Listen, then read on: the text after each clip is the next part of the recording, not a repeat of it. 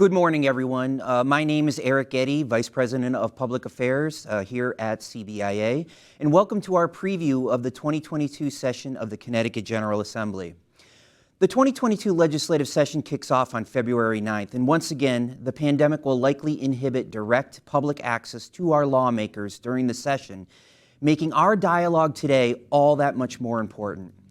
Today, we are very fortunate to have a bipartisan group of state lawmakers, all signatories to CBIA's Rebuilding Connecticut Policy Pledge, here to discuss their views on what will be happening at the state capitol over the coming weeks.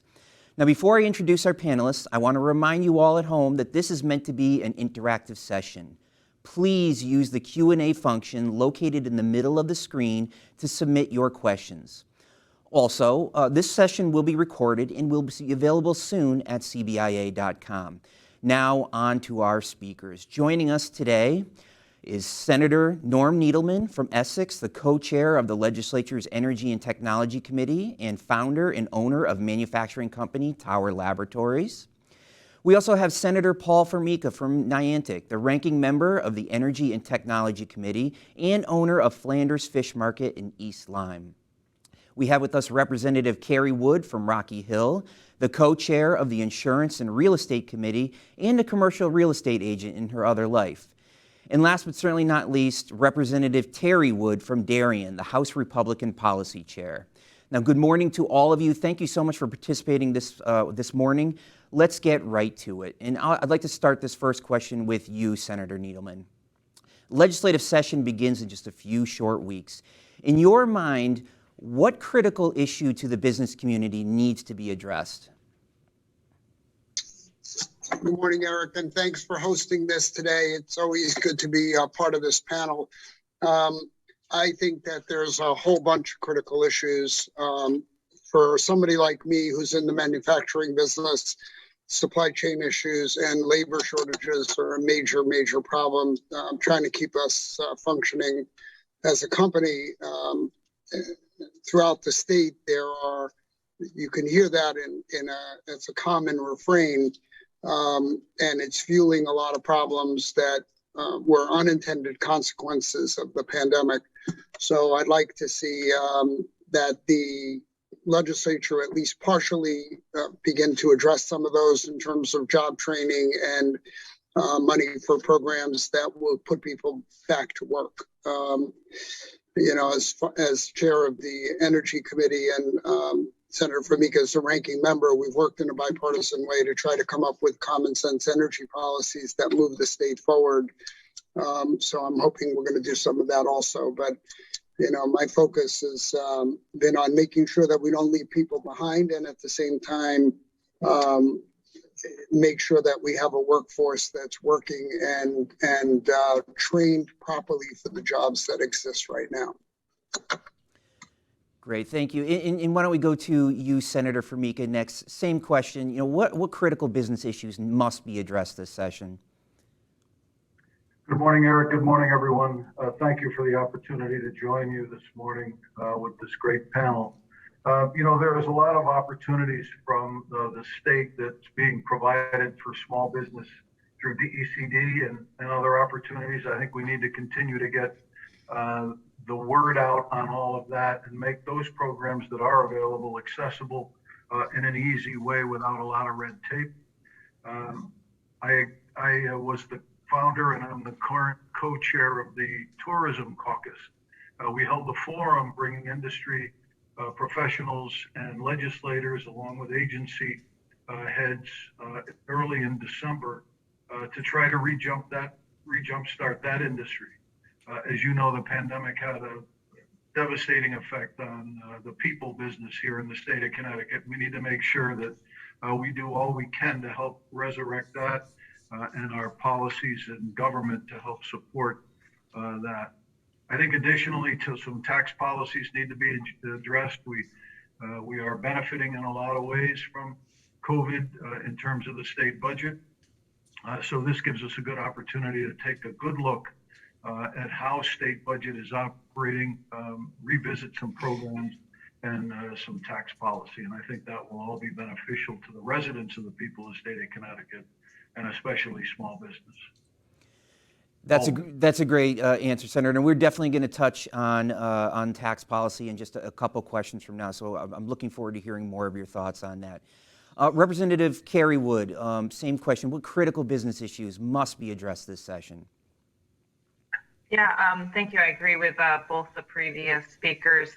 This is going to be a year of the employee. So how are we taking care of all of the employees within our business culture, whether it be mental health resources, continuing education, other things that I'm hearing a lot of are, the recruitment tax and paying off things like student loan debt.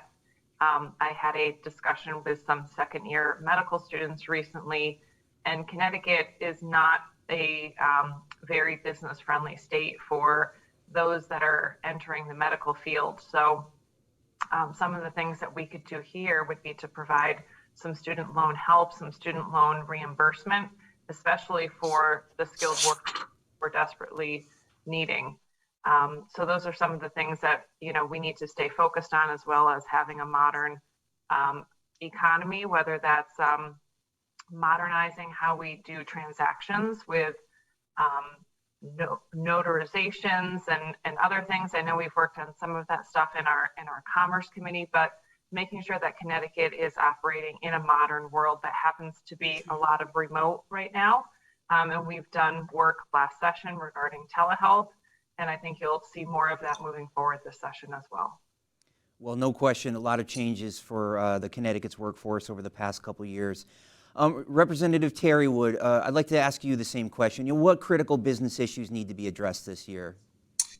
Well, thank you for hosting this and for inviting us all to participate. And I would agree with my colleagues that, so I'll repeat it, but I won't go into much depth. It's the supply chain issues, healthcare and healthcare workers. We need to make sure we recruit healthcare workers and train them, because there's such a need right now in the healthcare field. Tax policy changes, absolutely. We need to make our state business friendly so job creators want to come to Connecticut and stay in Connecticut.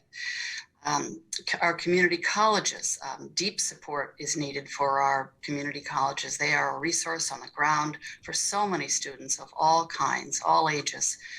And it's important to support job training opportunities within our community colleges, all of which are tremendous resources in our state. I think inflation too. We need to be very careful about this serious issue of inflation, both on national level and how it affects Connecticut. I think that's it. Great. That's the start. Well, exactly. We have a lot of important business issues that hopefully we get to this year. Representative Terrie Wood, I'd like to stick with you for the next question, and it's already been touched upon a little bit. The state is projecting significant surpluses in the current and coming fiscal years. In your opinion, is now the time for cutting taxes and for tax relief? And yes, this is a little bit of a loaded question, so go on. I'm happy to take this loaded question.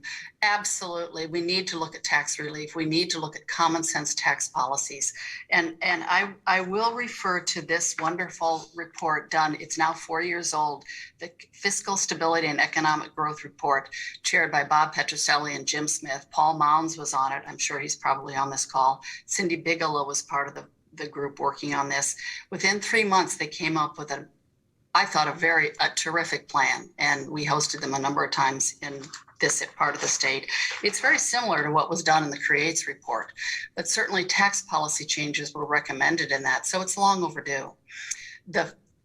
We have a fiscal cliff coming up because a good part of the revenue surpluses we're seeing is from federal dollars, and we should not count on that as sustainable income. It's not.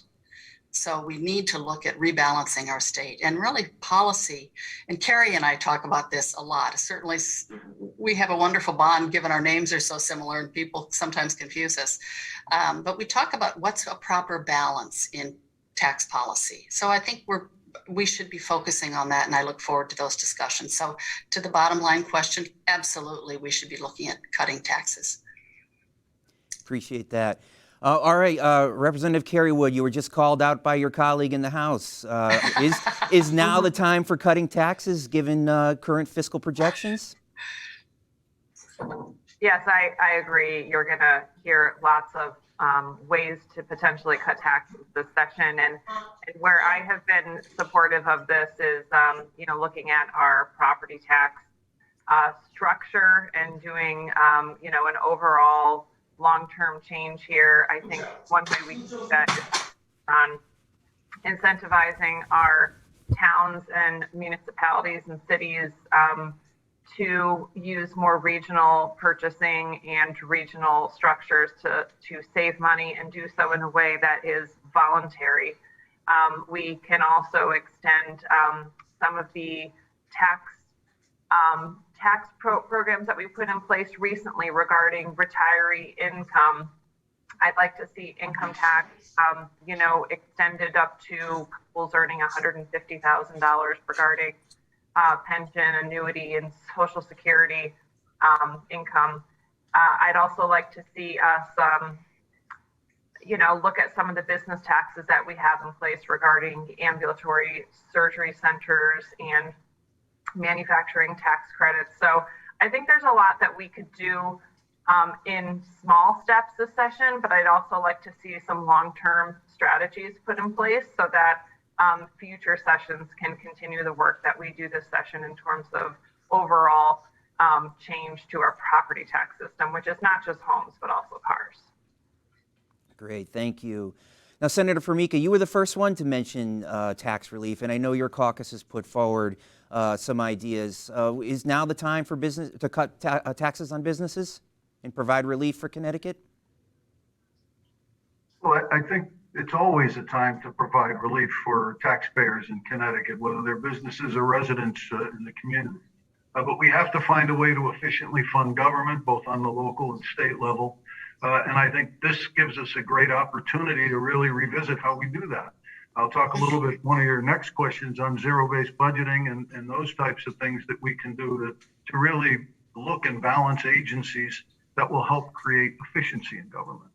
Our caucus recently put out for conversation when the session opens a reduction in the state sales tax. We have a projected over collection of about $300 million over the next 2 years because, inflation is kind of rearing its ugly head. And, everywhere you look, inflation is hurting our pocketbooks, but it's been a boon for state government because sales tax is based on the sales number, and the sales number is up with inflation. So we think there's an opportunity to give back a little bit. We should look at a lot of the policies that we're talking about and making the budget more efficient, similar to what we did back in the bipartisan budget 2018, when together both parties put out a bonding ceiling and a spending cap, a bond cap, and the volatility cap. Those are showing significant value now some years later, and it's helping us. So little things that we can do now will have big benefits as we move down the road. And I think working together, this is a good opportunity to look at the entire tax code, not just little bits of it. Well, Senator, there's no question that bipartisan work back in 2017 with the caps on spending and borrowing certainly have helped us, put us in a great position coming out of this pandemic. Now, Senator Needleman, same question to you. I know you are one of the leading business voices within your caucus. Is now the time for tax relief for Connecticut? Thank you for that question, Eric, because I'm going to pause and think about this for a minute. Everybody on this panel would agree that the tax code isn't the most equitable or productive in a lot of ways. And a lot of people will figure out ways to either give back or spend more money. I've been in business for 42 years. We budget all the time going forward. Budgeting is not a one-year proposal. And the tax code that the state of Connecticut and frankly the federal government has been a very long walk into the woods. I wouldn't want to set up unrealistic expectations in a 12-week short session. I also believe fundamentally that one-time revenue should never be used to build permanent spending or permanent tax cuts, because 2, 3, 4 years down the road, we could be back in the soup. I think that however we came up with the volatility cap, and I believe that there were a bunch of people I think Senator Fanfara kind of led the way on that, but a lot of the money that was the surpluses are going to pay down what a lot of people consider to be a yoke around our neck, which is the pension obligations that we have. I'd like to see us continue to do that. I don't think we have any choice. But with some of the surpluses, I think, again, targeted things for mental health, which Kerry mentioned, which wasn't specifically a business issue, but is a catastrophic issue for children and all residents of our state. I do believe that a lot of people don't know what they don't know. And the attempts to mitigate some of the impact of the pandemic have led to unintended consequences. The pandemic has led to unintended consequences, one of which is my fear increased mental health issues. So we need to allocate some money for that. There's going to be a homelessness problem coming down the pike. We're going to need to deal with that. The cost of housing in the state of Connecticut in the last 2 years has kind of blown up on people, and not everybody owns a home. A lot of people rent. And so we need to make sure that the money is used wisely for one-time things. And as we do in Essex, when we budget and have surpluses, we tend to use it for capital or one-time expenses. So that would be kind of where I would be going. And I'm always in favor of a comprehensive look at the tax code. But that's the devil's in the details on that. And a lot of people have a way to figure out to raise more money or spend more money. And I think that that's not likely to happen this year. Well, we certainly hope, others share that careful, measured approach and the thought about unintended consequences going into the session. Now let's move to the next question. Why don't we start with Senator Formica on this one? And in fact, it was something that Senator Needleman mentioned right in his opening remarks about the difficulty of finding employees. Now, employers all over Connecticut are concerned about their inability to fill vacant jobs.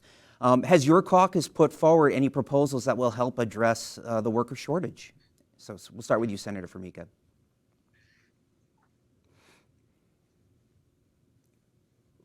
Well, thank you. Thank you very much. I'm sorry, I'm hearing an echo. Are you getting that? Oh, yes. Okay. Eric, should I just continue? Please continue, Senator. Okay, thank you.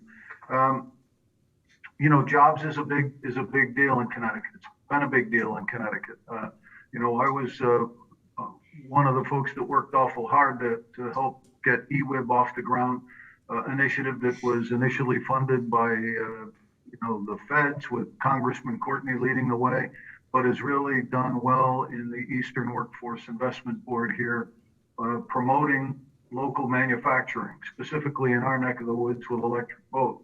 But we have Sikorsky and Pratt Raytheon, that are all looking, to get trained people into the workforce.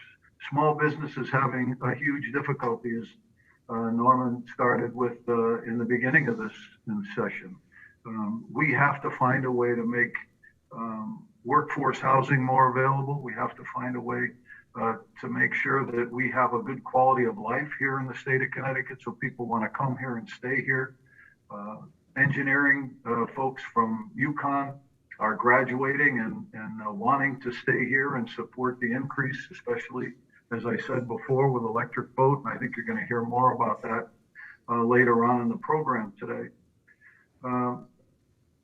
Landlord tenant issues. I think that's still a problem that's suffering from the pandemic. And I think we've been vocal on making sure that tenants are protected, but also that landlords are protected. A number of them are losing their investment homes, 2-family, 3-family, 4-family. These are all small businesses that can't afford what's going on now. So we have to focus on that so people have available housing. You can't find rents as well as you can't find workers. So So there's a lot of work to do. I think my work as co-chair in the IDD caucus, opening up opportunities for those most vulnerable in Connecticut's workplace. I think there's a lot of room for improvement in that. And we have started that discussion with some legislation that was passed last session. So apprenticeship programs, job formation programs, and overall climate, I think, are the important issues, for all of us to focus on in this session coming up and moving forward. Yeah, absolutely. Great ideas, Senator. Representative Kerry Wood, I know you talked about it a little bit earlier with some of your student loan proposals, but what other ideas has your caucus come up with? How are we going to address this worker shortage in Connecticut? Yeah, I mean, I'm just going to reiterate the student loan proposal. Talk about exponentially rising costs. I mean, it's the cost of college tuition and any sort of advanced degrees, all of the skill sets that we're looking to attract here. We're looking to attract people that are, potential high income earners, and those are the jobs that are most sought after and the longest to go unfilled. So I hear it from the boots on the ground students. Remember that we're Connecticut. So even though we all love Connecticut and are here because we love the state, when you are a person in your early 20s looking to go to, Hartford or New Haven or Stamford, and you have options like Nashville and Austin and San Francisco, we kind of lose out to other features in terms of our cool factor and other things that, the bigger cities can offer, even you don't even have to own a car in those places. So I'm really pushing for us to focus on student and debt payoff and in exchange for keeping people in the state and mitigating the term of employment here in Connecticut. Great. Senator Needleman, why don't we go to you next on this question? What ideas do your caucus have for addressing this worker shortage? I know what ideas I have. Well, why don't we start with those? Yeah. Those sound like a good place to start. Okay.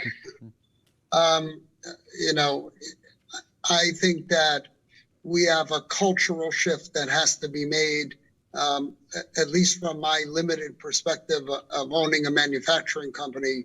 We have spent decades incentivizing, encouraging our kids and grandkids to get the 4-year liberal arts degree, which is a wonderful but expensive venture into education for the sake of education. And I think that's still great to do. However, what we're seeing is shortages in tradespeople, in people that may or may not get that 4-year degree. So I'm a strong believer in more community college programs that don't only incentivize workforce development, but also begin to shift the narrative on what's important. Somewhere 20 years down the road, when there are no plumbers and electricians and machinists and mechanics, we're going to be sitting here saying, geez, all this technology and all this stuff, and my toilet doesn't flush. Now what? I swear my plumber makes more than my primary care doctor. So we're fighting all the time to create our own apprentice programs here. I know that some of the bigger Pratt and EB, these companies are all doing that. The healthcare crisis with my generation and Paul's much older than I am, getting older and sicker and more infirm as the days go on. I'm only speaking for myself, Senator Formica, are critical things that we need to be looking at. Untapped possibilities, which I think we should not lose sight of, is although I agree that for a decade or more, the millennial generation did not necessarily see Connecticut as the most desirable place to be because they were not having kids until much later. Now we've had a tremendous influx of people into the state. We should be working with them not only to make sure that there are jobs that meet their skills when they're not teleworking, but also incentivize them to start new businesses, because That's the group of people that can bring new business ideas and job growth to the state just by being here. And so where we can spend some money on that, create some incentives for that, I think that would be an additive exponential impact. And I know that Commissioner Lehman works on that all the time. So. Great. And Representative Terrie Wood, what ideas has your caucus put forward regarding the worker shortage? So great question. I appreciate all the comments from the previous panelists. We definitely need to identify where the job shortages are and then offer appropriate training for them. And that's where, again, the community college programs come in because they're so good, they're fast, they're accountable, they're transparent, they offer terrific education. Especially in the healthcare field. We need so many more people right now in the healthcare field. I'm close to a number of people who are boots on the ground, and they're minus employees. I mean, they're searching for people for basic level jobs in healthcare that are absolutely essential to providing appropriate healthcare. So we need more training for that. It's also a simple thing. I had a constituent call me probably 2 weeks ago now. She had had worked at Memorial Sloan Kettering for 20 years as a nurse practitioner, APRN. She has a terrific job offer in Southern Fairfield County. She sent her paperwork in to get the license transferred to Connecticut. After 2 months, she hadn't heard a thing and couldn't get in touch with anybody at the agency that was to give her the license. So to intervene, and that shouldn't have happened. That absolutely shouldn't have happened. So I think we need to create more accountability in the licensing process. They certainly did it in the beginning of COVID 2 years ago in March, when it was Department of Public Health was able to very quickly turn around the hospital rooms that were previous general patients into COVID wards. And they did it, I believe, in 24 hours. So I know we can be nimble in delivering services, but somebody who's a highly qualified nurse practitioner should not have to wait 2 months for her certification approval and license to practice in Connecticut. I also agree with Senator Formica on the IDD community. They are often very capable of holding terrific jobs, and they should be part of our communities in this way. So I think offering job training for them is something we're all looking at. Yeah. Great points, and thank you for bringing up the license reciprocity issue. That is incredibly important.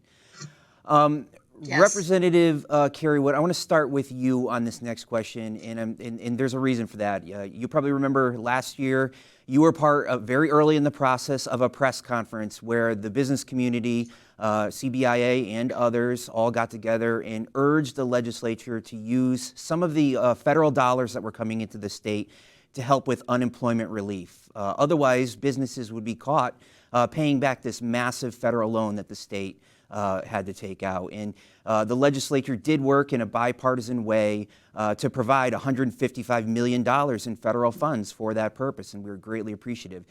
Now, some lawmakers believe that more should be used, more federal dollars should be used for that purpose. Do you think this is a good use of some of our remaining federal dollars?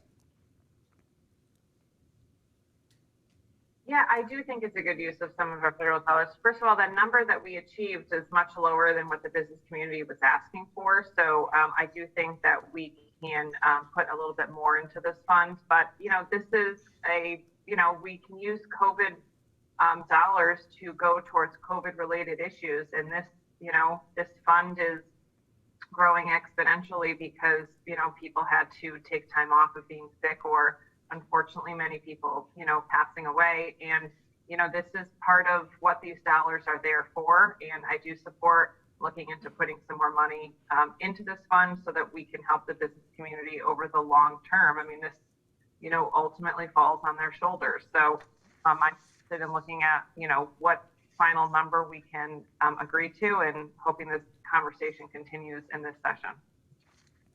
Thank you very much. And let's go to Representative Terrie Wood. I know your caucus has been incredibly vocal, even from the beginning of the interim since last session, about this issue. Why do you think this is so important in your mind?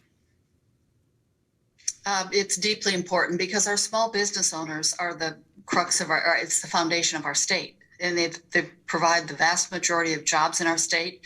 They put their life savings into these things. They put their passions into their businesses, and we need to support them in that.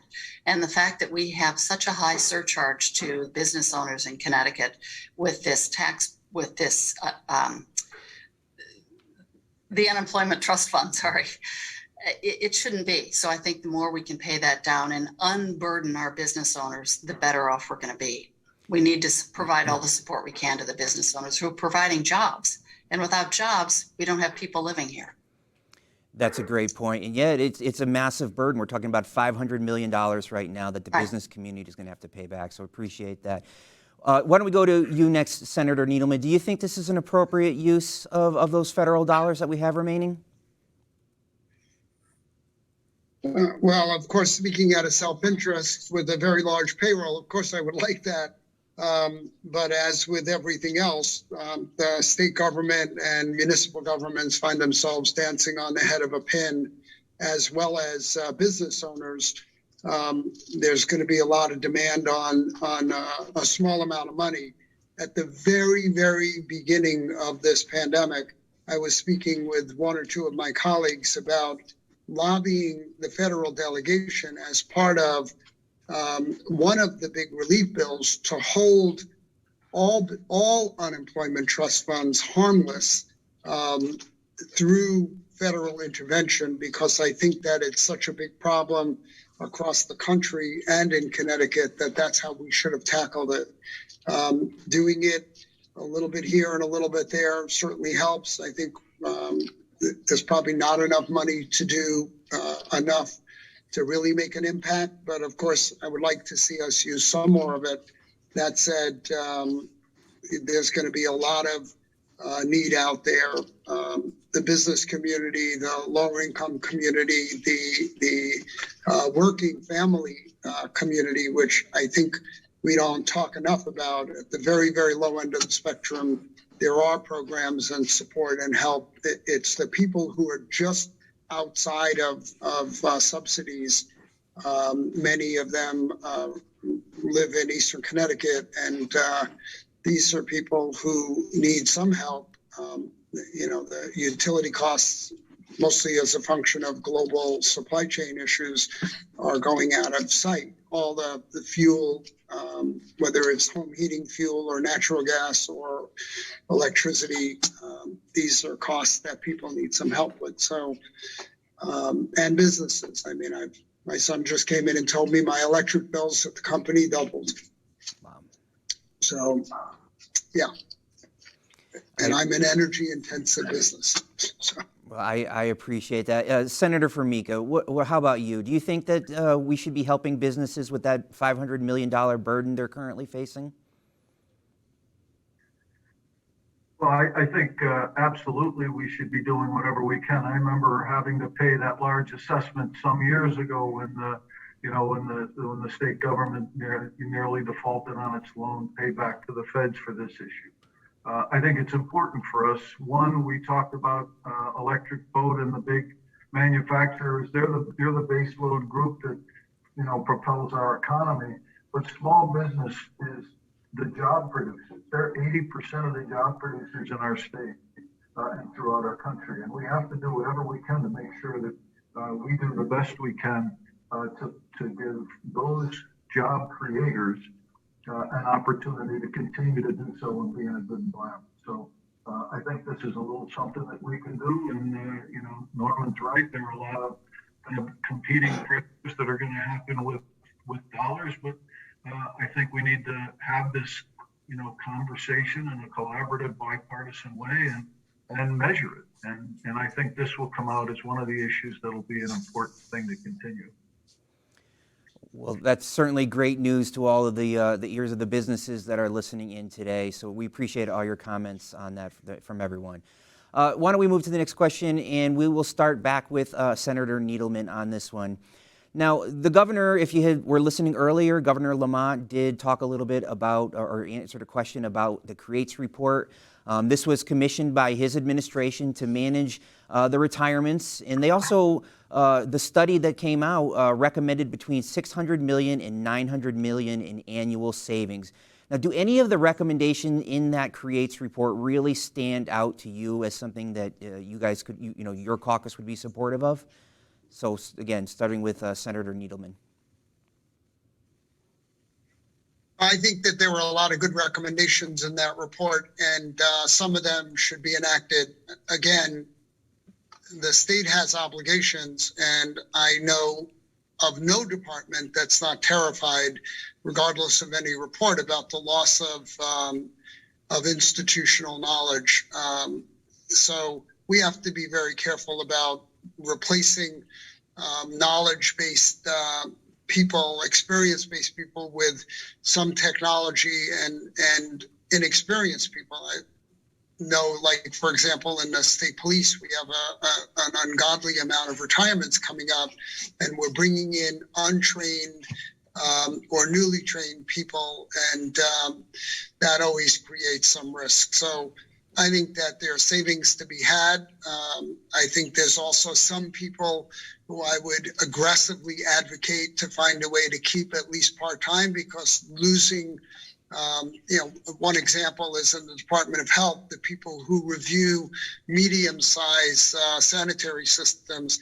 There's so few in the state that if you cut that down, and we've already lost either one or two critically skilled people, it's just going to slow down the process for anything that's outside of the town's purview, but not up to the deep purview. And they're going to have the same problem at deep. So we need to be thoughtful. There's money to be saved. There's technology to be invested in. Look, I believe that money invested should have added in an exponential rate of return, especially now. We have an opportunity to do that. And I do want to bounce back to the pension thing for a minute. I don't remember the exact statistic, but one of the senators who I talked to a lot had said to me, for every $1 billion of the pension obligations we pay down, there's a savings of like $60 million a year. That's huge. So I don't want to get off track with a lot of things that we would like to see done when we're doing something that has been a flashpoint for many groups, many conservative groups, quite honestly, about the overhang of pension obligations. We are making more of an impact than we ever thought we had. And I am incredibly happy that we've been able to do that. And we should continue to do that, because that's compounding impact. So along with workforce reduction, although the workforce is at a critically low level, in my opinion, to get done what we expect to get done. Perfect. Thanks. All right, on to Senator Formica. Any of the recommendations for savings in the state from the Creates report really jump out at you, sir? Well, the 2017 budget did call for the creation of efficiencies as looked at by the governor. So this report answers some of those questions that we talked about way back when. But optimizing sources, reaching out to public-private partnerships and nonprofits, I think is something that we can look forward to doing. Streamlining services is another suggestion. Digitizing services is a suggestion in the Creates report. Too often we hear from our constituents who call in to an agency or placed on hold for 40 minutes or an hour. I mean, their technology can improve all of that stuff. But to Senator Needleman's point about increasing opportunities for trades, we also have to, be mindful of those jobs within state government that are done out in the field and can't be replaced with technologies. They might be able to be enhanced, but they can't be replaced with technology. So I think all of that is an opportunity to move forward. And we have those opportunities with the budget, again, with the paying down of the pension debt. Once that rainy day fund reaches 15% of the budget, any excess money has to go to pay pension debt. And that has freed up some debt service. I think it's almost $200 million this year that the debt service will be freed up. And, we have to be smart about how we use that money to invest in our future here in the state to be as efficient as we possibly can. Absolutely. So, you know, a lot of opportunities, and we certainly need to be careful, though, as both you and Senator Needleman said. Representative Kerry Wood, same question to you. You know, any of the suggestions for savings in the Creates report really jump out and think that it's something that we should be doing now?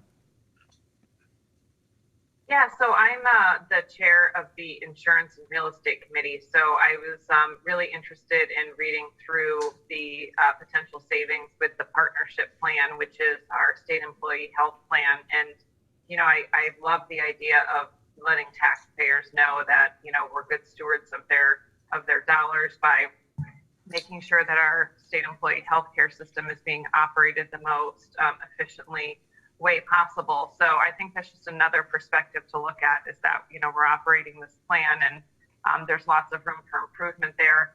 And I do just want to echo what Senators Formica and Needleman are saying regarding retention in some of the highly skilled and unique fields.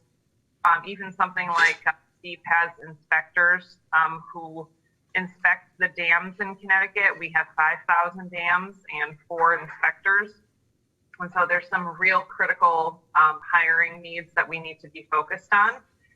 But it is a huge opportunity for our state to streamline services. And I always point to the DMV and how quickly we went to using the internet and using scheduling and things to streamline those services. And now we have DMV drive-through locations. So huge opportunities here for us. And also make note that, you know, our, you know, health insurance plan is a great area that we can be focusing on savings.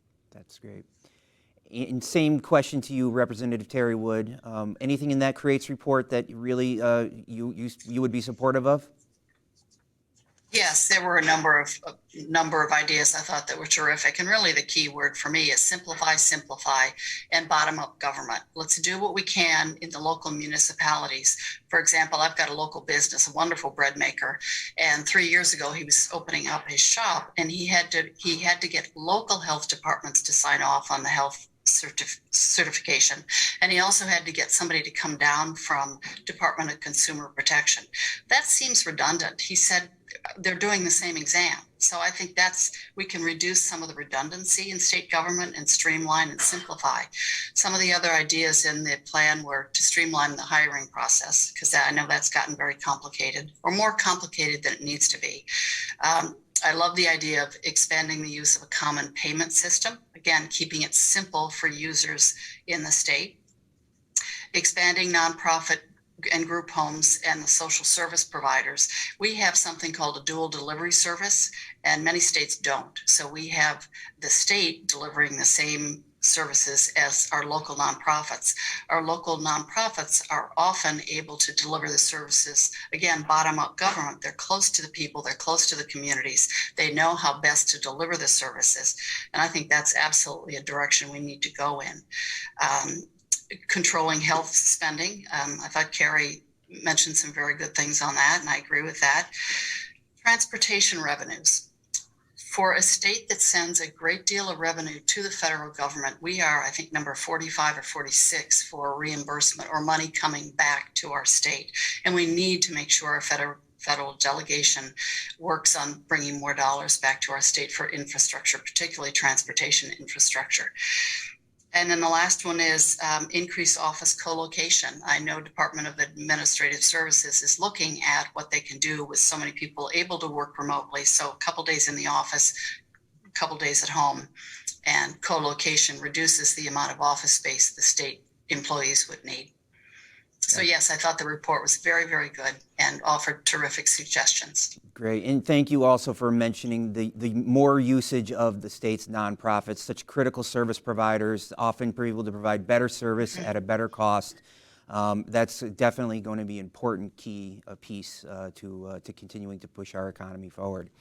All right, so we have about a minute left. And so I want to just quickly invite each of you to just say, you know, last final words to the business community before you guys all begin your incredibly important work on February 9th. So why don't we start with you, Representative Terrie Wood? What would you say to the business community? What's your final thoughts? Oh, Please stay in touch with us, communicate with us, let us know your concerns. That's how I know from people. I've got probably 15 people I hear from regularly, business owners, very successful business owners who are providing tremendous services for people in our state and products, and we need to support you. So please stay in touch. And I'm amazed when sometimes people think, oh, we don't know how to talk to you. It's like, no, you call and we represent you. I mean, we are the voice of the people. So we need to hear from the people and boots on the ground. So I very much encourage conversations and hearing from everyone. Perfect. Representative Kerry Wood, final thoughts. Just to follow up on what Terrie said, the CBIA has played such a huge role in connecting us with the employers in our districts. In fact, the Workers' Compensation Fund really came out of CBIA connecting me with employers in Rocky Hill, Newington, and Wethersfield, and hearing how important this was for them. Same thing with issues like paid family medical leave and minimum wage and worker scheduling. So it is really important that we do hear from you, or else, you know, we really gauge our votes based on feedback from our constituency. So every call counts, every email counts, and look forward to working with you. All right, Senator Formica.